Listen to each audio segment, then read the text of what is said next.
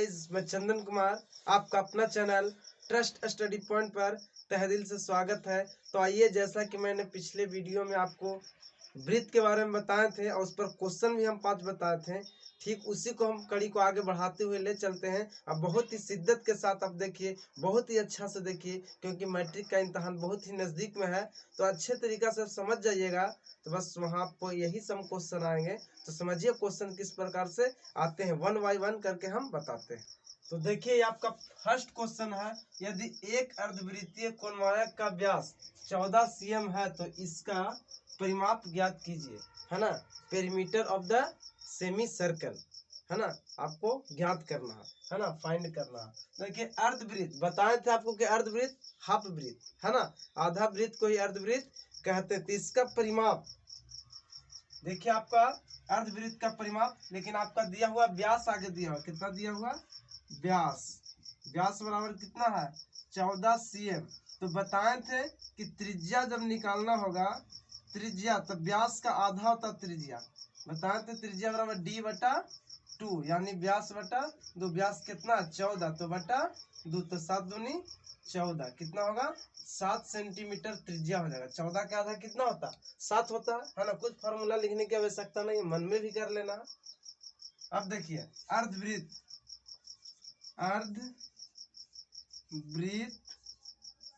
का परिमाप बराबर सूत्र होता है π+2 इंटू आर। क्या होता है π+2 इंटू आर। अब देखिए, पाई का मान कितना होता है 22/7 +2, अब बटा 1 कर सकते हैं, इंटू आर। आर कितना है 7, तो 7 लिख दीजिए। अब देखिए, भिन्न का इसको जोड़ बनाइए, 7 और 1 कैल्शियम कितना होगा 7 होगा, 7 ही होगा। 7 में 7 से भागा तो 1 आएगा, 1 में 22 से गुना तो कितना होगा 22 होगा, जोड़। अब देखिए, भागा होगा 7 तो 1 7 तो 7 आएगा, तो 7 दूनी भागा होगा 7 दूनी गुना होगा तो कितना होगा 14। ऐसे घेर लीजिए, गुने 7 तो 7 दीजिए। अब देखिए, 22 और 14 कितना होगा, जोड़िए, इधर बना देते हैं। 22 और 14, 4 2 6, है ना, 1 और 2 3, तो हो जाएगा 36 बटा नीचे क्या है 7, ये तो इसका हो गया। अब गुने फिर क्या है 7, तो 7 से 7 कैंसिल, कितना बच गया 36, तो 36 क्या हो गया 36 सेंटीमीटर आपका आंसर हो गया, है ना। नोट कीजिए, अगला क्वेश्चन देखिए। देखिए, आपका सेकंड क्वेश्चन है ना, किसी अर्धवृत्ताकार क्षेत्र का क्षेत्रफल, यानी अर्धवृत्ताकार कोई क्षेत्र है, एरिया है, उसका क्षेत्रफल कितना है 19.25 वर्ग मीटर है, तो उसका व्यास बताएं, व्यास बतलाना। देखिए, अर्धवृत्ताकार क्षेत्र का क्षेत्रफल, तो अर्धवृत्त का क्षेत्रफल, अर्धवृत्त का क्षेत्रफल कितना है आपका 19.25, है ना, 19.25, है ना। देखिए, अर्धवृत्त का क्षेत्रफल क्या होता है 1/2 πr², क्या होता है 1/2 πr², है ना, 19.25।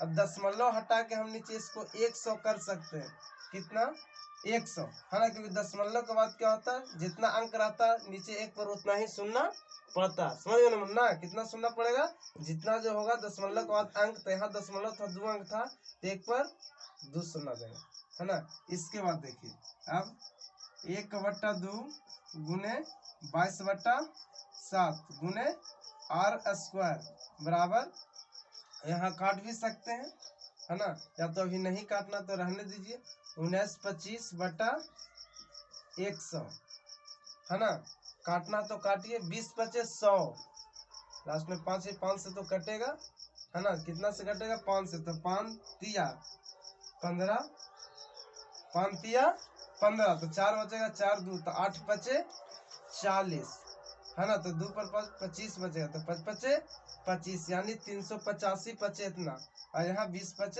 100, 20 फिर कटेगा, 4×5 = 20, ये कितना बचे होगा 5×7 = 35, है ना, 5 सते 35।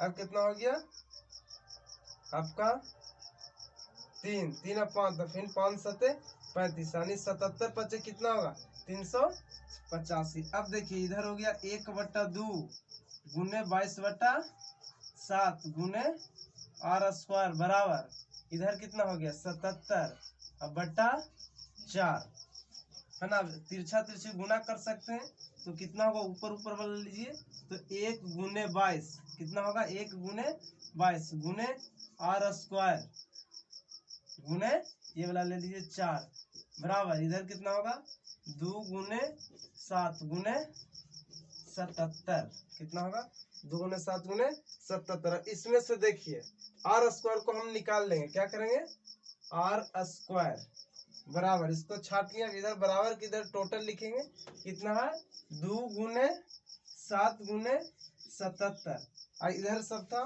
गुना में उसको भागा में यानी बट्टा में लिखेंगे क्या लिखेंगे बट्टा में। क्या क्या बच गया था आर स्क्वायर लेने के बाद सब तो बच ही गया बस यही तो निकला था 1 बचा 2 बचा और 4 एक लिखिए चामच छोड़ दीजिए तो 22 गुने 4 यही ना होगा।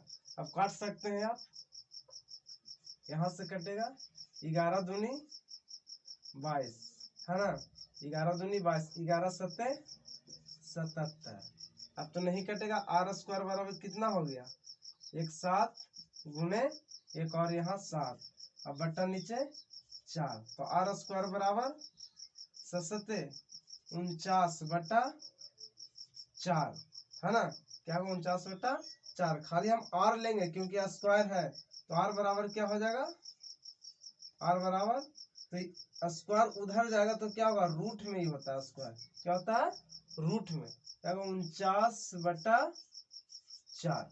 अब देखिए आर बराबर 49 का वर्गमूल कितना होता है 7 अब बटा 4 का वर्गमूल 2 तो आर बराबर कितना आ गया 7/2। लेकिन लाना क्या हमको उसका व्यास बताए थे व्यास बराबर है ना व्यास यानी कि डी बराबर 2 गुने आर तो 2 और गुने त्रिज्या कितना है 7/2 2 से 2 कैंसिल कितना बच गया 7 है ना क्या है 7 मीटर में आएगा तो मीटर है लिख देंगे मीटर आंसर व्यास कितना आया 7 मीटर। नोट कीजिए नेक्स्ट बताते हैं तीसरा क्वेश्चन। देखिए आपका क्वेश्चन नंबर 3 है तीसरा क्वेश्चन है क्या है क्वेश्चन नंबर 3 एकदम स्थिरता से समझना है गौर से सरसरीके निगाह से ताकि आपको किसी भी प्रकार का एग्जाम में दिक्कत ना आए है ना। तो समझने का 2 बार 3 बार प्रयास कीजिए कोई दिक्कत नहीं वीडियो को रोक कर समझिए है ना थोड़ा देर में फिर देखिए नहीं समझ में आया तो लेकिन देखिए जरूर। देखिए क्या किसी अर्धवृत्त क्षेत्र का परिमाप और सभी क्वेश्चन इंपॉर्टेंट है कहीं ना कहीं सब एग्जाम में आया ही है मैट्रिक में है ना। किसी अर्धवृत्त क्षेत्र का परिमाप 18/7 मीटर है ना कितना हो 18/7 मीटर हो तो उसका व्यास निकालें क्या निकालना है उसका व्यास निकालना। देखिए किसी अर्धवृत्त क्षेत्र का परिमाप लिख देंगे जो है वही अर्धवृत्त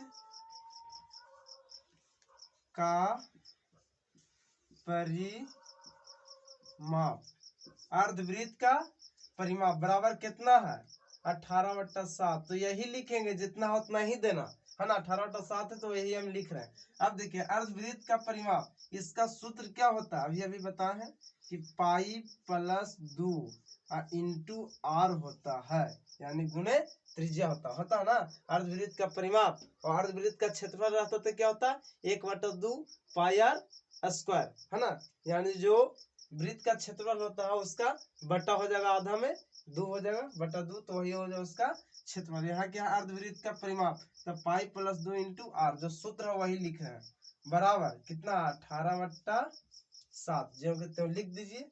अब देखिए पाई का मान कितना होता है 22/7 जोड़ 2 है तो 2/1 कर लो कोई भी संख्या को बटा 1 कर सकते हैं घेर दीजिए और को आर लिखिए बराबर 18/7। अब देखिए एलसीएम 7 1 के 7 यहाँ कितना हो जाएगा 7 से 7 भागा 1 आएगा 1 में 22 से गुना तो 22 होगा जोड़ यहाँ 7 आएगा भागफल 7 दूनी 14 इंटू आर बराबर 18/7 अब देखिए 2214 कितना होता है, जोड़िए 2214 36 बटा 7 गुने r बराबर 18/7। अब ऐसे है तो इसको तिरछा तिरछी इधर से ही गुना, इसको यहाँ से गुना, है ना, गुना कर दीजिए तो कितना होगा ऊपर में 36 गुने r, क्या होगा 36 गुने r, अब गुने ये वाला जाएगा तो गुने 7 बराबर क्या होगा 7 गुने 18, है ना, चाहे तो 18 गुने 7 कुछ भी लिखिए, है ना, तिरछा तिरछी गुना हो तो 18 गुने 7 और इतना गुने इतना होगा ना इधर। अब देखिए इधर से लेके हम r बराबर r ले लिए तो इधर पूरा लिख देंगे 18 गुने 7, इसका जात भाई इधर है 36 और 7 गुना में है तो भागा में आएगा, बट्टा का मतलब भागा भी होता है ना, तो बट्टा क्या होगा 36 गुने ये वाला 7, 7 से 7 चल बसा 18 दूनी 36, यानी r बराबर ऊपर कुछ नहीं बचा तो 1 है और बट्टा नीचे 2, तो r आया त्रिज्या, निकालना क्या है व्यास, तो r जब 1/2 आया यानी आधा आया तो व्यास कितना होगा, इसका दोगुना होगा यानी 1 होगा, है ना। देखिए d बराबर क्या होता है इसे 2 गुने r बताए है ना जी, तो 2 गुने r त्रिज्या कितना है 1/2, 2 से 2 कैंसिल, कितना बच गया 1, है ना, मीटर में है तो मीटर में लिखिए, यानी 1 मीटर आपका आंसर हो गया, है ना। नोट कीजिए, चौथा क्वेश्चन बताते हैं। देखिए आपका ये क्वेश्चन नंबर 4 है, क्या है क्वेश्चन नंबर 4, बहुत ही अच्छा क्वेश्चन है, हमेशा इससे क्वेश्चन आता ही आता, आपको फंसेगा यहाँ से।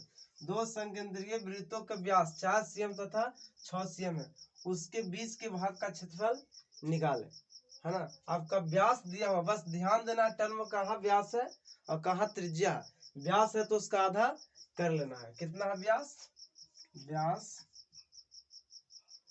है ना, व्यास क्रमशः, है ना, क्रमशः कितना है 4 cm और 6 cm, तो इसकी त्रिज्या क्या हो जाएगी, त्रिज्या क्रमशः कितना होगा, इसका आधा 2 cm, इसका 3 cm, है ना। बड़ा कौन है, ये है, इसको वलय का क्षेत्रफल से निकलता है, क्या होता है रिंग का area, area of the ring, चाहे वलय, वलय का क्षेत्रफल बराबर तो पाई अब बड़ा वाला r स्क्वायर माइनस छोटा वाला r स्क्वायर, है ना। ऑब्जेक्टिव में आएगा अगर आपको तो पाई की पाई लिख दीजिए, बड़ा वाला r क्या है तो बड़ा 3 है तो 3 के स्क्वायर माइनस छोटा r कितना तो 2 के स्क्वायर, यही आपका इतना ही आंसर हो जाएगा, है ना। या तो और करना है तो पाई के पाई और 3 के स्क्वायर तो 9 माइनस 2 का स्क्वायर तो 2 दूनी